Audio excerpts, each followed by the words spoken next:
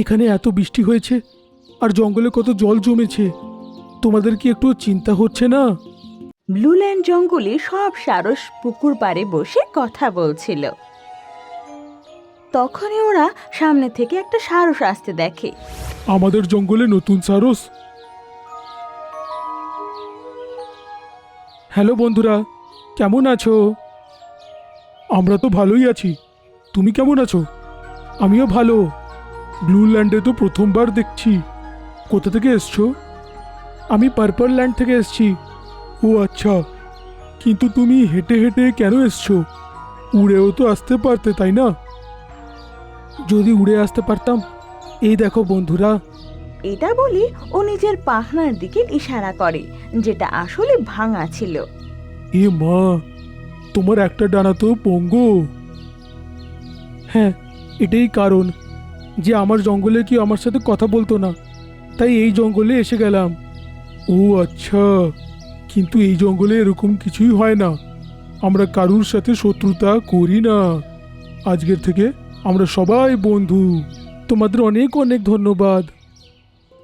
তখন থেকে সারস সেখানে থাকতে লাগে আর সবাই ওর সাথে খুব ভালো ব্যবহার করত। যখন বাকি সারসরা ঘুরতে যেত, তখনও বাকি পশুদের সাথে কথা বলে সময় কাটাতো।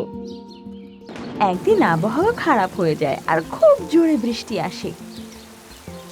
সব পশুরা এভাবে সেভাবে নিজের প্রাণ বাঁচায়।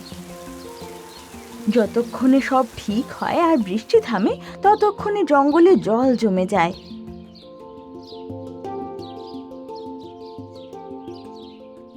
এখানে এত বৃষ্টি হয়েছে আর জঙ্গলে কত জল জমেছে, তোমাদের কি একটু চিন্তা হচ্ছে না?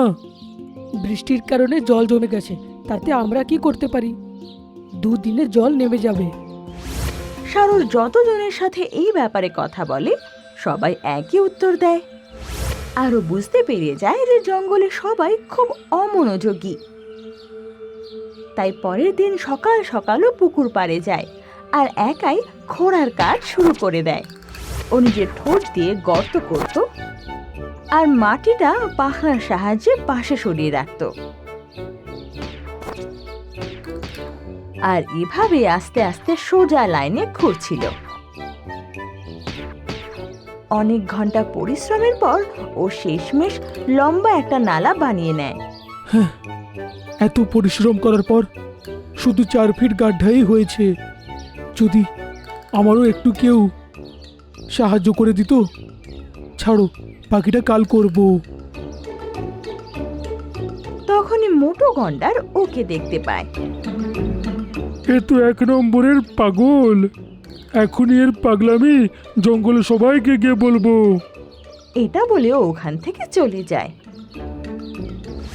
আর পঙ্গু সারস শেষমেশ সেই পুকুর ধারে পৌঁছে যায়।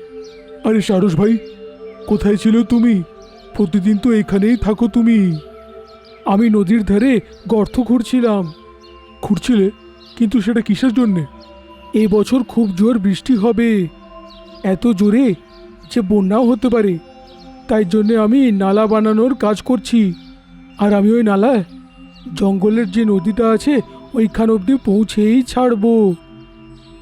তারপর যতই বৃষ্টি হোক, বন্যার জল নালার দিক দিয়ে গিয়ে নদীতে চলে যাবে আর আমাদের জঙ্গলে বন্যা আসবে না। বন্ধু সারস, শুধু শুধু এত চাপ নিচ্ছ, কিচ্ছু বন্যা টন্যা আসবে না। পরের দিন থেকে আবার সারস নালা বানানোর কাজ শুরু করে দেয়। ওদিকে মোটো গন্ডার এই কথাটা পুরো জঙ্গলে ছড়িয়ে দেয় যে সেই পাগল সারস জঙ্গলের মাঝখান থেকে নদী অবধি একটা নালা বানাচ্ছে, কারণ ওর মনে হচ্ছে যে জঙ্গলে নাকি বন্যা হবে। ওদিকে পঙ্গু সারস বিনা কারো সাহায্যে নালা বানাতে লাগে। আর প্রায় 15 দিন পর গিয়ে জঙ্গলের মাঝামাঝি একটা নালা তৈরি হয়ে যায়। তারপরও পুকুর ধারে বসে আরাম করতে লাগে।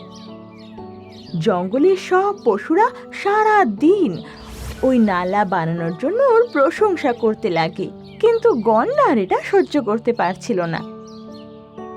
এ তো শুধু শুধু জঙ্গলের হিরো হয়ে গেল। কিছু একটা করতে হবে যাতে এর সব প্ল্যানগুলো ভেস্তে যাবে। হ্যাঁ, এটা ভেবে ওখান থেকে চলে যায়। পরের দিন আবার জোরে বৃষ্টি নামে। সারসের দলও ঘুরতে যেতে পারে না, কিন্তু সব পশুরা এটা ভেবে শান্ত ছিল যে এবার জঙ্গলে বন্যা হবে না। কিন্তু যখন ওরা দেখে যে জল আগের বারের থেকেও বেশি তাড়াতাড়ি জঙ্গলে ভরে যাচ্ছে, তো ওরা শিগগিরই সারসের কাছে পৌঁছায়। সারস, তুই তো বৃষ্টির জল বার করার জন্যে নালা বানিয়েছিলিস, তাই না? কিন্তু এই বছর তো জল আরো জোরে ভরে যাচ্ছে। এটা কি করে হতে পারে? আমি তো খুব ভালো করে নালা বানিয়েছিলাম, জল জমার তো প্রশ্নই ওঠে না। তখনই আরো জোরে বৃষ্টি হয় আর জঙ্গলে বন্যা হয়ে যায়।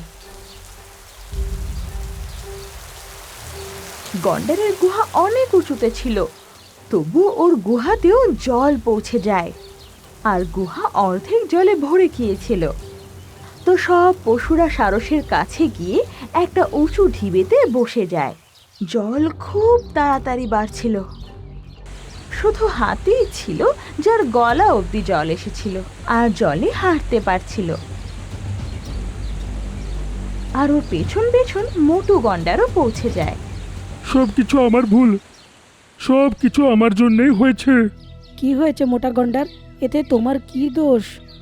আমি সারসের পাওয়া প্রশংসায় হিংসে করছিলাম, তাই জন্যে একটা বড় গাছ নালার মুখে গিয়ে ফেলে দিই। ভেবেছিলাম প্রতি বছরের মধ্যে এবছর শুধু 2 দিন জলটা জমবে, কিন্তু এবছর এত বৃষ্টি হলো আমার নিজের গুহা ডুবে গেল। তুমি হিংসে করে সারা জঙ্গল নষ্ট করলে। এটা করে তুমি কি পেলে আগে বলো সেটা। আমাকে ক্ষমা করে দাও গো সারস। আর রামু হাতি, আমার সাথে চলো আর ওই গাছটা সরানোর জন্য সাহায্য করো। তো সব পশুরা এবার সেই ঢিবিতে উঠে বসে আর মোটু গন্ডার হাতির সাথে ওইখানে যায়। ওরা দেখে যে নালা যে 2 গাছের মাঝখান দিয়ে যাচ্ছিল সেই মুখেই একটা গাছ পড়ে আছে। চলো হাতি, এখন গাছটা সরানোর জন্য সাহায্য করো। মোটু গন্ডার আর হাতি মিলে যে ওই গাছটা নালা থেকে সরিয়ে দেয়, অমনি জল স্রোতের মতো নদীতে গিয়ে মেশে। আর কিছুক্ষণের মধ্যে সমস্ত জল নদীতে গিয়ে মেশে আর সব পশুরা খুশি হয়ে যায়। তারপর রামু হাতি আর মোটু গন্ডার সেখানে পৌঁছায়। মোটু গন্ডার নিজের গুহাকে সুস্থ দেখে খুব খুশি হয়। সব পশুরা এবার সারসের কাছে জমা হয় আর তার অনুমানের প্রশংসা করতে লাগে। ক্ষমা করো সারস ভাই, আর কোনোদিনও আমি হিংসে করব না। তুমি না থাকলে আমাদের জঙ্গল তো নষ্ট হয়ে যেত। কোনো ব্যাপার নয় ভাই। তারপর সব পশুরা জঙ্গল পরিষ্কারে লেগে যায়। সেদিনকার পর থেকে বহুবার বৃষ্টি হয়, কিন্তু জঙ্গলে আর জল জমে না। আর পঙ্গু সারস এবার জঙ্গলের সব থেকে প্রিয় পশু হয়ে ওঠে। আরে খাবারটা খা, কতদিন খাবি না? আরে আমার ভাষাটা যদি বুঝতো। বদমাস মানুষ, প্রথমে ধরে আনলো, তারপর আমাকে এত ব্যথাও দিয়ে যাচ্ছে। ড্রিমল্যান্ড জঙ্গলে একটা পঙ্গু সারস থাকত। এক ডানায় পঙ্গু থাকা সত্ত্বেও ওর একটা ভালো গুণও ছিল। ওর ঠোঁট তরোয়ালের মতো ধারালো ছিল। তাই যখনই অন্য সারস ঘুরতে বেরোতো, তার বাচ্চাদের ও দেখাশোনা করত। একদিন পুকুর পাড়ে একটা নেকড়ে বাঘ দেখা যায়। সারস কাকা, এই নেকড়ের সাথে লড়াই তুমি করতে পারবে না। তুমি চলে যাও এখান থেকে। যদি আমি চলে যাই তোমাদেরকে কে বাঁচাবে? আমি তো যাব না। ততক্ষণে নেকড়ে ওদের কাছে এসে গিয়েছিল। ব্যাস ব্যাস, থামো। আরে ঝগড়া করো না, আগে আমি ছোট বাচ্চাদেরকে খাবো আর কালকের জন্যে এই পঙ্গু সারসকে রাখবো। এটা বলে নেকড়ে ওদের দিকে এগিয়ে যায়, কিন্তু বাচ্চাদের কাছে পৌঁছানোর আগেই সারস ওর সামনে আসে। নেকড়ে, চলে যা তুই, ভালো হবে না কিন্তু। ওহ, এখন এই পঙ্গু সারস আমার সাথে মোকাবিলা করবে? আচ্ছা, দেখাচ্ছি তোকে। নেকড়ে ওর দিকে লাফিয়ে যায়, কিন্তু সারস সঙ্গে সঙ্গে সরে যায়। আর নেকড়ে একটা পাথরে গিয়ে ধাক্কা খায়।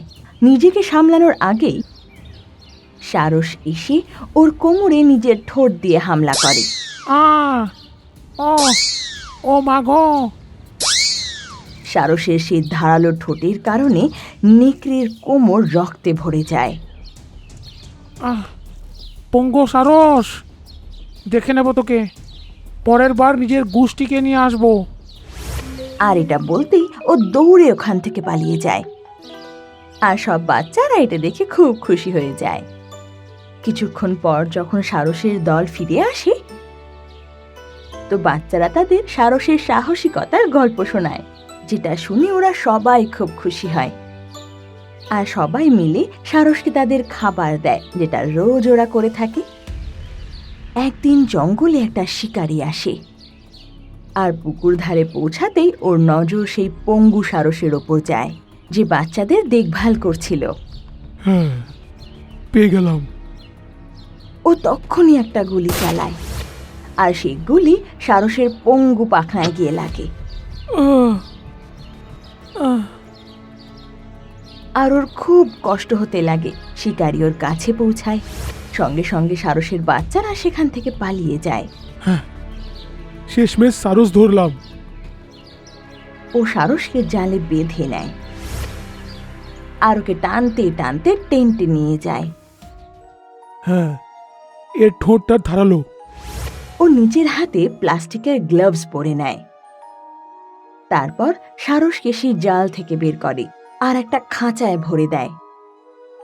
আরে, এ কি? এ তো পঙ্গু হয়ে গেছে। শিকারীর মনে হয় যে ওই সারসটা তার গুলির কারণে পঙ্গু হয়ে গেছে। এই জন্য ওর খুব আফসোসও হয়। উফ, একে তো আমায় ঠিক করতেই হবে।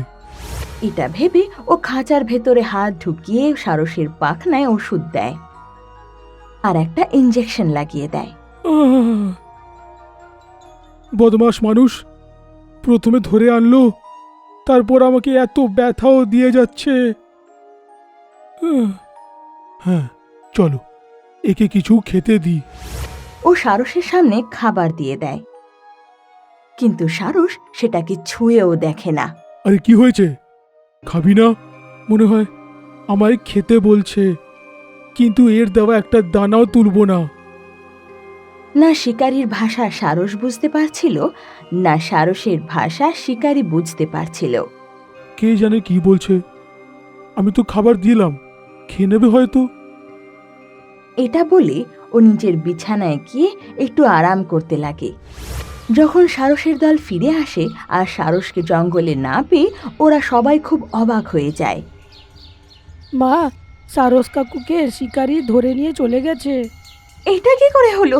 ও নিজেকে বাঁচালো না কেন? সে কিছু করতে পারতো, তার আগে তার ডানায় গুলি মেরে তাকে আহত করে দিল। তারপর ওকে টানতে টানতে নিজের সাথে নিয়ে চলে গেল। এটা শুনে সব সারসের খুব কষ্ট হয়। ওদিকে শিকারী সন্ধেবেলায় ঘুম থেকে উঠে পড়ে আর দেখে যে সারস এখনো পর্যন্ত কিচ্ছু খায়নি আর চুপচাপ বসে আছে। আরে খাবারটা খা, কতদিন খাবি না? আরে আমার ভাষাটা যদি বুঝতো। তখনই ওর মোবাইলে কারুর কল আসে। হ্যাঁ স্যার বলুন। কি স্যার বলুন? সারস পেয়েছো? আমার চিড়িয়াখানার জন্য একটা সারস চাই। হ্যাঁ ঠিক আছে, নিয়ে আসবো, আর কিছুদিন সময় দিন। আর এটা বলে ও কল কাট করে দেয়। ভাই শিগগিরই ঠিক হয়ে যা, তারপর তোকে ক্লায়েন্টকে বিক্রি করে মালামাল হব। বলে ও সারসের কাছেই বসে পড়ে আর ওর খাবার খাওয়ার অপেক্ষা করতে লাগে, কিন্তু ও খাবারটাকে ছুঁয়েও দেখে না। ওদিকে রাত হয়ে আসে আর শিকারীর খুব ঘুম পেয়ে যায়। ওদিকে সেই নেকড়ে আরো কয়েকটা নেকড়েকে হামলা করার জন্য তৈরি করছিল। শিকারী সারসকে আরো একটা ইঞ্জেকশন দেয় আর ওর ডানায় ওষুধ দিয়ে দেয়। সকাল অবধি একদম ঠিক হয়ে যাবি। আর এটা বলে ওর পায়ের কাছে খাবারের থালা দিয়ে দেয় আর আরাম করে শুয়ে পড়ে।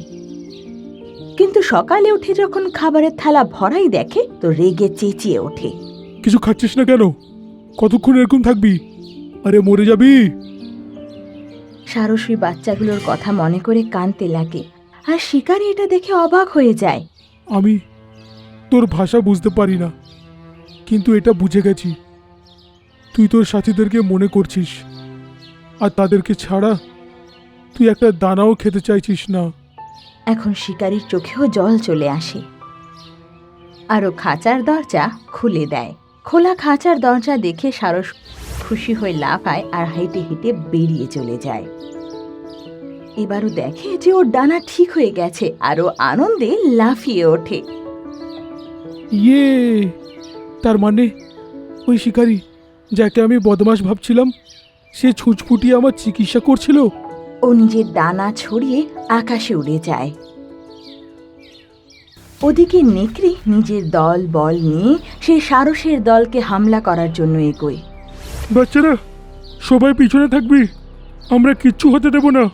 সারস নিজের বাচ্চাদের কভার করে আর ওদের সামনে এসে দাঁড়ায়। ওরা জানতো যে ওরা কখনো জিততে পারবে না, তবুও ওদের সামনে এসে দাঁড়ায়। আজ তোরা সবাই মরবি। হঠাৎ তখন সারস ওদের সামনে এসে দাঁড়ায়। চুপচাপ এখান থেকে চলে যা। এবার আমরা 3 জন আছি, পুরো 3 জন। এক্ষুনি ওদেরকে মজা দেখাচ্ছি। এটা বলে সারস আকাশে ওড়ে, আর ওদের মাথায় ঠোঁট মেরে মেরে ওদের আহত করে দেয়। আহ, ও এ তো আমাকে পাগল করে দিল রে। আহ, ও আর 3টে নেকড়ে ওখান থেকে পালিয়ে যায়।